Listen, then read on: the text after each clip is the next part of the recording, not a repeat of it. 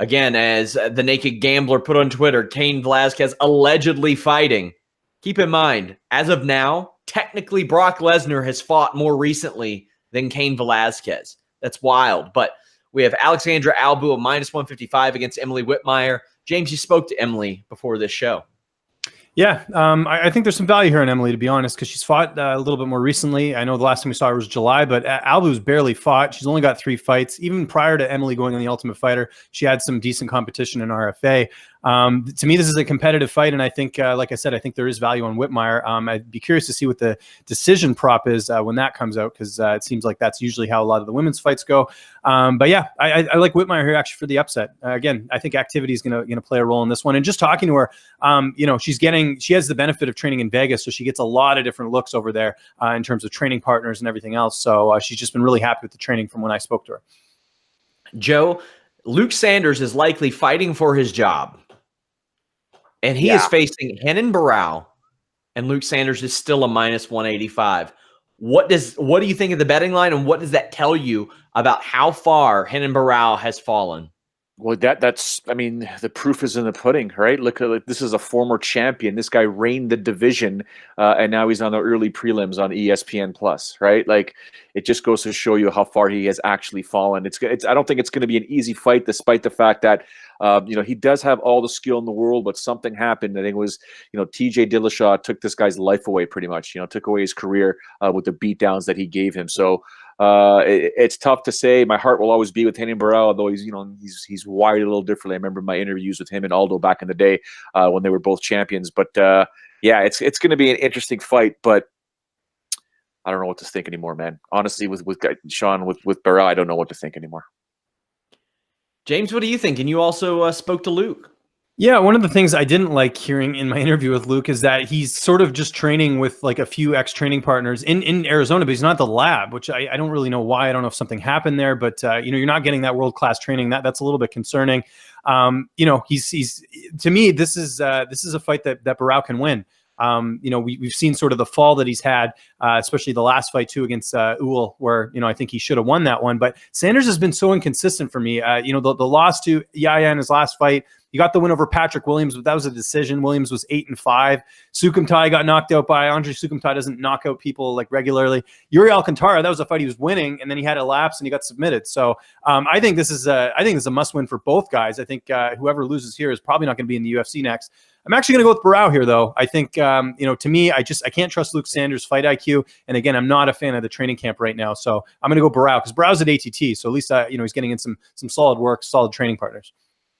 Jessica Penne is a -160 over Jodie Esquibel, a +140. I was a little surprised that Jessica Penne got this fight. You hadn't heard anything about her being cut throughout this 2-year suspension that she had experienced. She had lost 3 in a row, including, she hasn't fought in almost 2 years. Why do you think it is she got this fight? Is it because she sacrificed her face to Joanna Jędrzejczyk? Like, is it a favor? Like, what is it? Personally, I like her. I think she markets herself pretty well. The stuff with Angela Hill, but what do you think, James? Yeah, I think it's that, and I think she has good management. She's with Sucker Punch. They seem to do a good job of keeping their fighters, on the roster. And yeah, I think, she was also, she was a finalist on the Ultimate Fighter her season, right? I think they put some stock. I think that's like your saving grace. If you're, if you make it far on the Ultimate Fighter, they tend to keep you around. I just think it was, they probably needed an opponent for Esquibel. Esquibel, similar situation. She fought Karolina Kowalkiewicz on short notice. And, I think the UFC is kind of like, hey, we're going to give you a little bit more of a leash. I like Penne here. I think she gets it done. I think she puts on a sizzling performance here. And, I think she can get it done over Jodie Esquibel, probably win a decision here. I think she's winning it too. I'm not going to give Joe the satisfaction. Nick Lentz, a +160 over Scott Holtzman, -185. You have Andrea Lee, a -185, a +160 is Ashley Evans Smith. You have Benito Lopez +170, Manny Bermudez a -200. Then you also have Andre Feely +130, Miles Jury -150. Big underdog is Brian Barberena, changed the record, +310 over or against a -370 Vicente Luque. that is never a safe bet when you're fighting Brian Barberena. Definitely one of my I got 5 on it. And then you have Alex Caceres plus 285, Kron Gracie minus 345. These fights aren't any that are going to light up the rankings or anything, Joe, but are any of these lines or fights something that stand out to you? Well, look at the names that you've mentioned. Look at the bouts that you've talked about. Which is a better card, pay-per-view worthy, this one or last weekend's?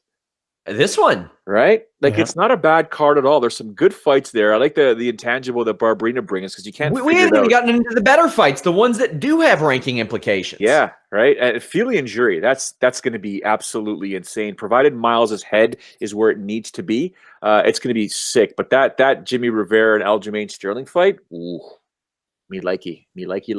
That's going to be a fantastic scrap. We'll go ahead and talk about that in a moment. But we know Andrea Lee's come back from a lot. What of the fights that I mentioned, James, stand out to you, and maybe any lines where you can get some value? Yeah, Caceres being plus 285 against Kron Gracie, who hasn't fought since he fought Kawajiri. Layoff. He's only got 4 fights. I realize his skill set on the ground, and I know Caceres has been submitted, but I mean, just, you look at the experience of Caceres. I think there's value there at plus 285. Barberena and Luque. The thing that concerns me with Barberena is similar to Luke Sanders. Barberena is training at home. He's not at the lab either. He's training the tail end of his camp there. And Luque, I think, is so underrated, man. Like, we've seen what he's done to guys. I mean, he's the only guy to finish Bilal Muhammad early in a fight. This guy, I think, is on the road to becoming a contender. So I understand the line on that. I don't know if there's value on Barberena, but again, people expected Sage Northcutt to beat him, and he didn't do that. So I'd say as far as value, I think Caceres. I think there is value on Rivera, just straight up minus 145. I know Sterling has got a nice win in his last fight over Cody Stamann, but Rivera's outside of that one loss to Moraes, he's looked great in all of his fights. I think the Bermudez line is where it needs to be, and I think Andrea Lee beats Ashley Evans Smith no problem. I'm very high on her. I think she's gonna be close to a title shot soon. I think at flyweight, and Nick Lentz at plus 160 is interesting too because again, experience. He's got way more than Scott Holtzman. Let's address the elephant in the room with Andrea Lee. Donnie Aaron still hasn't been caught, right? I don't think so. No, that's nuts. Yeah, that's psycho. Well, it's good that Andrea Lee has some of the toxicity out of her life, but I think from Jimmy Rivera, I think he's far more consistent in the cage than Sterling, even though Sterling of late has been the best I've ever seen him. I like that fight as well. I'm with you guys on the Kron Gracie Caceres thing. I think that Caceres could pull one off. He's going to be one of my I got 5 on it. I'll tell you a weird situation. Cynthia Calvillo minus 280. Courtney Casey plus 240. I don't think that's the weird situation. I think the line is okay. What I think is weird is that Courtney Casey is ranked higher than Cynthia Calvillo. Yeah. Cynthia Calvillo has beaten Amanda Cooper, Pearl Gonzalez, Joanne Calderwood, Botello. She's like, 4-1 in the UFC? Then you look at Courtney Casey, who has lost 2 of her last 3. She's 2-3 in her last 5. Anytime she makes a real big step up, really into the top 10, she has trouble. Watterson, Herrig, Gedalia, even Calderwood back in the day. Joe, I'm going with Calvillo all day on this one. What do you think? Yeah, I'm picking Calvillo as well, but I do want to make a quick thing. I wasn't able to comment on the Kron Gracie Alex Caceres fight. I am picking Kron in this fight. I like the line. I made the decision for you, Joe. I appreciate it. Thank you. Thank you. I don't like the line, though, James. It's minus 345. That's. I mean, somebody out there must have put a lot of money in this. This line might have changed or moved, stuff like that. Because I've called Kron's fights before. Have you ever interviewed him, James? I have not. No. I hope if you ever get a chance to interview him, just brace yourself because anything and everything you say to him may be taken as an insult. He is a Diaz brother through and through. All right, like the wiring that he's got is very similar. I mean, you spend that much time with Nick and Nate, you have different wiring. But he's told me many a story about training with those guys and what it's like when Nick heads a camp. So, but Kron Gracie, if you've never seen him compete, it's a Gracie through and through. He'll get that fight down on the ground. He'll take your back, and before you know it, you're going to fall asleep. So just be careful with the Caceres' striking style, and he should be fine. But back to your question, Sean, Calvillo, yeah, she'll emerge victorious here. I believe so. James Vick, a minus 115. Paul Felder, a minus 105. This is a hell of a fight, Joe. I mean, likey, somebody's legs are going to be hurting. If not both of their legs are going to be hurting, there'll be some bruised shin bones. And if Felder can get those elbows in there, it could be a short night for Vic, or it could be a long night for Felder, because Vic has this innate just ability to make you, just to drag you on and then finish you. So it's going to be a really fun fight.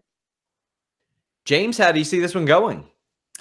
I like Vic in this fight. I think people are blinded. There's people who just hate James Vic. I don't know if it's because he's outspoken or because he got knocked out in his last fight and he talked a lot leading up to that fight. But James Vic is still... That's the couch.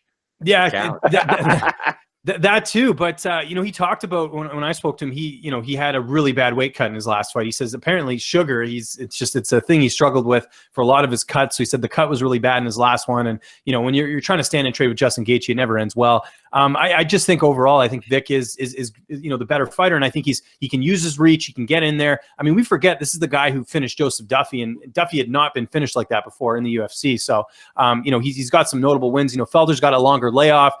Fought at welterweight last. He's looking in good shape, though. I saw the photo of him recently, but I think Vic takes this one. I think it'll be an all-out brawl, but I think Vic will show that he's still one of the top guys, because you don't just amass a 13-2 record for nothing. He's got some good wins, and I think as long as he doesn't get knocked out, I think he's going to get the victory here. Then we get the main event: Cain Velasquez against Francis Ngannou. Velasquez, who has not fought in 2.5 years, is a -185 favorite over Francis Ngannou.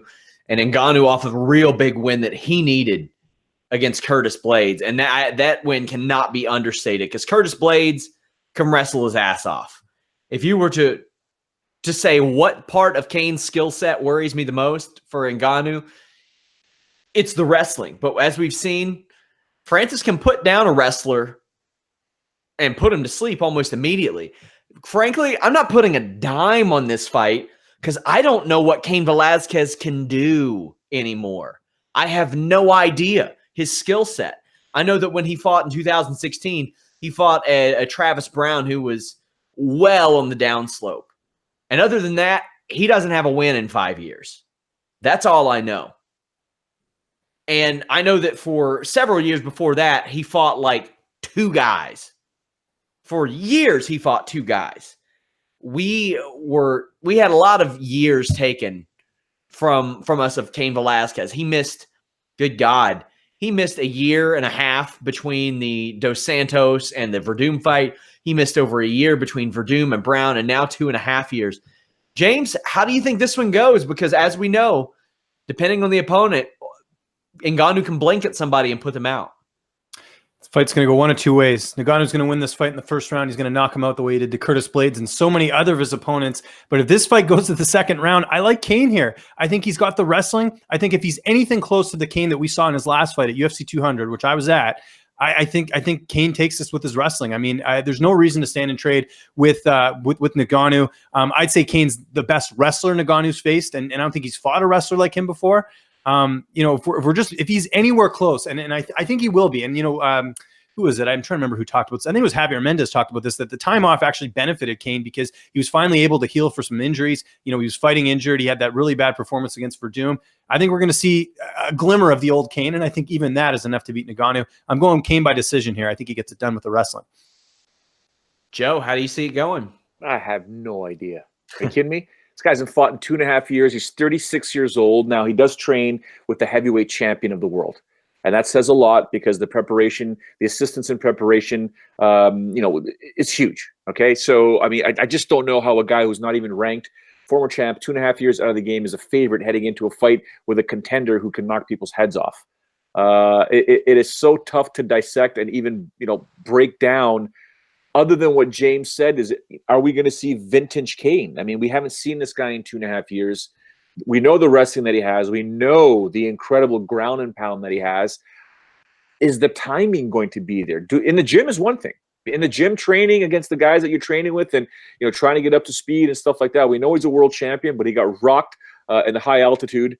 It's so tough to say what's going to happen in this fight here that I can't even give you a proper prediction. I think Ngannou's going to drop him, and then I think Cain's going to go back to old school and do what he did to Ben Rothwell and just like, no, I'm going to control this fight, and you're going to pay for signing on the dotted line. So it's a tough one, guys. It really is.